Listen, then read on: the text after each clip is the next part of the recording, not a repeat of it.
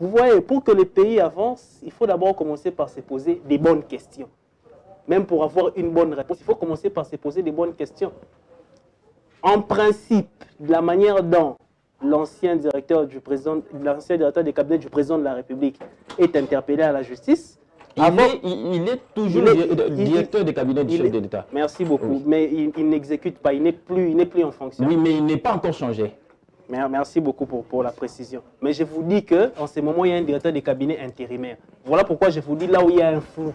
Il faut qu'on ait un fonctionnement normal de l'État. J'avance. C'est-à-dire quoi? Je disais ceci.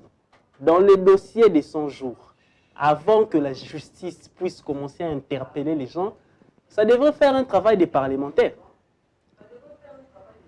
Pourquoi les parlementaires n'ont pas fait leur travail? Parce que déjà, au départ, on a transformé la présidence en un gouvernement. C'est cela le problème. Le directeur des cabinets agissait comme un ministre, en même temps comme un premier ministre. Voilà, c'est là où les bas blessent. Donc, Dieu merci, très rapidement, on a eu un gouvernement qui a été mis en place.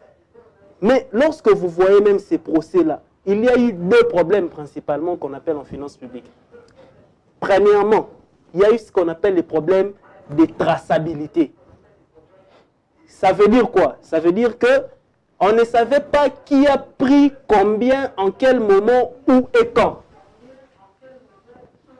On vous dit que non, à un certain moment, on a vu l'actuel ministre de la formation professionnelle, qui est de l'UNC, percevoir l'argent vers l'hôtel Castello. On vous dit c'est Jamal. Vous voyez un peu? Donc il y a eu un imbroglio. C'est ce qui a... Voilà là où il y a eu le problème. De deux, il y a eu un problème de comptabilité publique. Il y a de ceux qui disent... D'abord, au début, on disait que Camera a détourné 400 millions. Après, c'est devenu 377 millions.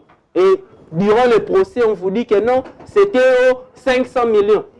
Il y a même eu le conseiller principal du chef de l'État en matière économique qui dit qu'il détient les preuves que Vital Camera avait déboursé plus de 60 millions de dollars. Pour vous, M. David, vous voyez là où il y a le problème. Par rapport à ce qui s'est passé avec le DG de Foner de l'OVD, M. Camera, vous voyez vraiment, réellement qu'on va garder que le 20 ans ou on va ajouter encore accéder quelque chose?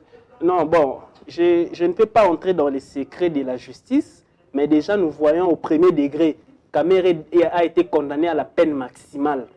Donc, nous pensons que certes, même comme il a été prouvé par la justice, des preuves de détournement et tout, mais au vu en tout cas de la personne, de sa carrière, on aurait quand même pu revoir à la baisse le mandat, sa condamnation plutôt.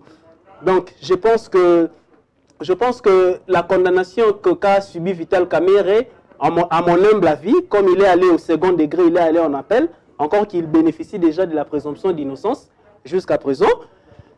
En appel, je crois que s'il reprend sa santé, n'est-ce pas, les juges qui vont composer cette fois-là les tribunaux, ils pourront un peu voir comment est-ce que atténuer la peine de Vital Camera. Merci beaucoup, Monsieur David Moutoumou. Vous êtes analyste politique.